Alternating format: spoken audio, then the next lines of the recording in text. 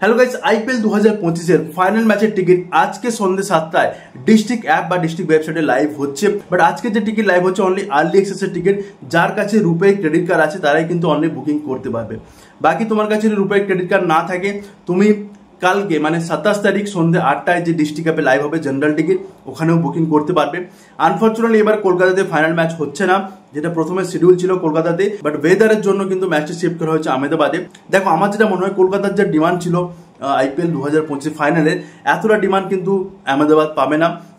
এমনি কালকে যে মোহালিতে qualifier 1 and eliminator ticket live হয়েছে, টিকিট একদমই সেল হয়নি।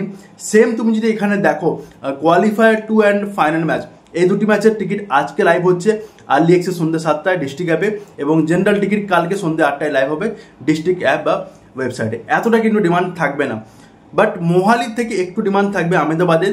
বাট কলকাতার মতন ডিমান্ড কিন্তু আহমেদাবাদ পাবে না, এবং এত টিকিট সেল হবে না।